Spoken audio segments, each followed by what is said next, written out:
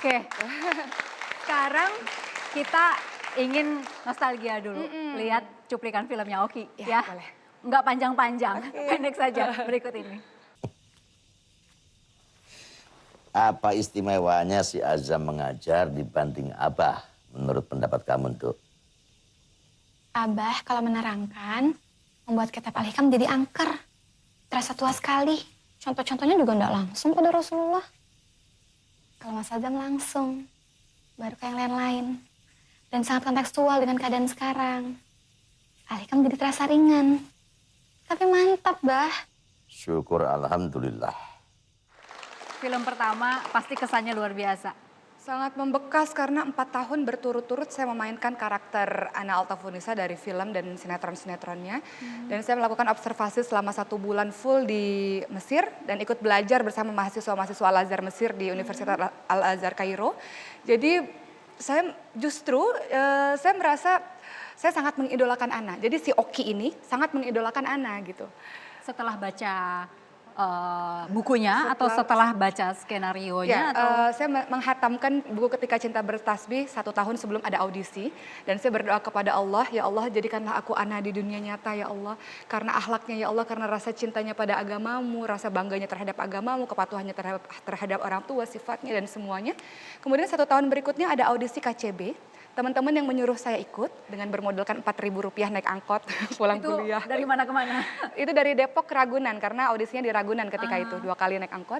Kemudian itu audisinya luar biasa karena tidak hanya acting, ada tentang akhlaknya juga, ada wawancara tentang kepribadian, kemudian tentang pengetahuan Islam. Jadi saya rasa bahwa kok ini audisi filmnya kok panjang sekali audisinya. Bertahap-tahap berbulan-bulan audisi tersebut. Tahap pertama Pertama apa dulu? tentu acting, tentu Oke. acting dari sekian ribuan orang. Disuruh ngapain waktu itu, masih inget nggak? Karena kita memilih peran kita sendiri. Jadi Oki memilih peran Husna, peran pendukung pada saat itu. Karena Oki merasa ya udahlah mirip Husna. Husna kan sempat bandel dulu, kemudian berhijrah gitu ya. Oki juga dulu kan sempat nggak dari bayi pakai kerudung gitu kan, nggak kayak Ana dari kecil pakai kerudung. Merasa cocok lah begitu ya dengan Husna. Karena nggak begitu. terlalu pede dengan Ana tuh sosok yang panutan sekali Oke. dan Oki merasa Oki tidak layak untuk seperti Oke. itu. Kemudian mulai di tahap-tahap berikutnya mulai ada wawancara tentang kepribadian, tentang akhlak, dikulik kita ini sebenarnya siapa sih?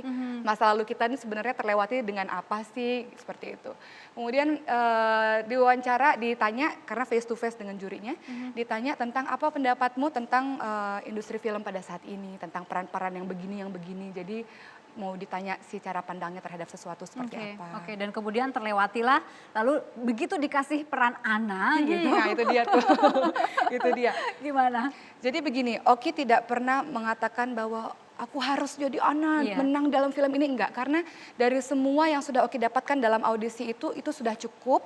Oki mendapatkan banyak ilmu agama, dapat pengalaman yang luar biasa. Jadi bagi Oki siapapun yang pada akhirnya nanti dipilih oleh Allah di depan, ya sudah nggak apa-apa. Toh Oki di belakang ini kita sama-sama punya satu tujuan yang sama, yaitu untuk mensyiarkan film yang baik ini gitu.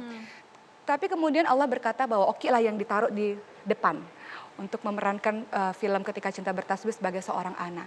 Artinya Oki punya tanggung jawab yang lebih besar untuk memahami Ana ini siapa, untuk membawa karakter itu dengan baik, agar ini film luar biasa bagus sekali. Karena nilai-nilai moral yang Oki dapatkan pribadi itu luar biasa, mengubah hidup Oki banyak sekali. Akhirnya Oki katakan bahwa ya Allah terima kasih atas kesempatan ini, maka Oki akan berusaha semaksimal yang Oki bisa untuk memberikan yang terbaik untuk diri Oki. Oki melakukan yang terbaik dan untuk orang lain agar pesan ini sampai begitu. Jadi dari 7.000 orang yang ikut audisi tersebut, saya memilih bukan peran Ana karena saya merasa Ana terlalu solihah untuk saya, Ana terlalu bidadari untuk saya. Akhirnya saya pilih peran pendukung. Tiba-tiba di detik-detik terakhir pengumuman pemeran utama dari film KCB adalah Oki Setiana Dewi. Itu yang membuat saya kaget, membuat saya tidak pernah menyangka karena saya tidak pernah pilih peran itu. Apalagi ketika berperan sebagai Ana dan ayahnya adalah Deddy Mizwar. Iya. Itu dari kapan ingin main dengan Deddy Mizwar? Oki tuh ngefans dengan beliau ini itu sejak SD SMP awal lah. Jadi memang suka sekali dengan Pak Deddy Mizwar. Ternyata jadi ayah Oki sebenarnya agak grogi sih.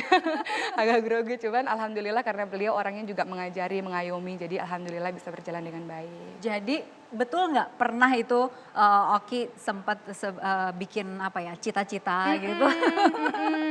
Iya, bikin cita-cita salah satunya main dengan Deddy Mizwar. Karena Oki itu adalah seorang pemimpi sejak kecil dan Oki punya buku harian yang Oki tulis setiap hari dan Oki tulis semua mimpi-mimpi Oki di dalam sebuah buku sejak SD sampai kuliah. Setiap hari. Salah satu mimpi-mimpi yang Oki tulis adalah pengen kuliah di Universitas Indonesia, pengen nulis buku bestseller, pengen bermain film bersama Deddy Miswar salah satunya. Itu checklist dong. Jadi kalau sudah tercapai checklist buat mimpi baru lagi apa. Jadi setiap bangun pagi ada perasaan sangat bersemangat untuk mengejar mimpiku ini. Gitu. Dan ketika melihat checklist ini udah ternyata cita-citanya banyak yang tercapai. Alhamdulillah atas bantuan Allah, alhamdulillah. Oke, sekarang kita akan memperlihatkan salah satu foto ya, ditebak Apa tuh? oleh Oki ya. Potongan sepotong, mudah-mudahan bisa nebak dengan cepat. Kecil banget ya? Iya, mataku rabun nih, Mat. Oke. Kebayang nggak? Boleh lihat Mana tengok ke fotonya? belakang? Oh ini. Ini senyum siapa ya? Oke, potongan yang ketiga. Nenek Warisan, Bunda Nenek Ya, Warisan. coba kita lihat gambar besarnya. Bunda Nenek. Jeng. Masya Allah. Bunda Nenek ini luar biasa untuk hidup saya. Luar biasa untuk hidup saya. Setiap ketemu Bunda, Oki pasti selalu bilang, Bunda nasihatin Oki. Saya selalu rindu dengan nasihat-nasihat Pertama beliau. kenal Di audisi Ketika Cinta Bertasbih. Jadi ketika pertama kali beliau ngelihat Oki, beliau senyum terus ngelihat Oki. Kemudian lambat laun juri yang tentu saja yang paling dekat dengan Oki adalah Bunda Neno Warisma. Dan beliau banyak sekali memberi nasihat-nasihat untuk hidup Oki. berperan juga waktu ada semacam karantina begitu. Iya, jadi para dewan juri tidak hanya melepas kita begitu saja setelah kita menang. Justru pasca audisi ini beliau dan beberapa dewan juri lainnya seperti Kang Abik atau Habibur Rahman El Sirazi dan beberapa juri lainnya justru mendampingi kami. Dan ada satu kalimat yang senantiasa Oki ingat terus, bahwa Bunda Neno mengatakan, Oki, kan itu Oki belum tahu ya, karena Oki belum kebayang jadi artis tuh gimana sih, dikenal orang gimana sih, Oki nggak tahu. Jadi Bunda Neno mengatakan kelak satu hari nanti banyak orang yang memuji-mujimu. Kelak satu hari banyak orang yang meminta foto denganmu, banyak orang yang sangat mencintaimu. Tetaplah menjadi pribadi yang tawadu dan rendah hati dan ingat bahwa engkau adalah pembawa misi dari Allah untuk membawa misi kebaikan. Perilakumu harus ada visi misi, tutur katamu, cara berpakaianmu harus membawa visi misi. Jadi kalimat itu yang Oki tidak pahami sebenarnya di usia 19 tahun. Barulah setelah syuting kemudian foto Oki ada di billboard di mana-mana. Oki baru paham, oh begini toh maksudnya Bunda Neno ketika banyak orang yang mencintai Oki. Begini tuh apa? Banyak orang yang tiba-tiba minta foto, tiba-tiba memuji-muji, memuja-muja. Dan itu yang membuat Oki pada akhirnya ingat pada kata-kata Bunda Neno bahwa Oki dikirimkan Allah, dibuat Allah untuk berada dalam dunia hiburan yang orang lain banyak melihat. Adalah tujuannya untuk memberikan satu kebaikan, nilai-nilai kebaikan pada banyak orang. Jadi Oki membuat Nempel terus di sini. ya dari awal dari Oki belum jadi siapa-siapa sampai sekarang itu kalimat terus yang menempel di otak Oki gitu. Dan itu sangat berkesan. Yang jadi kebiasaan Oki waktu karantina. Ini gitu. mau yang jeleknya dulu, bagusnya dulu. Boleh, terserah mau yang mana dulu. Emang ada jeleknya? Sombong. Nggak, sebenarnya gini,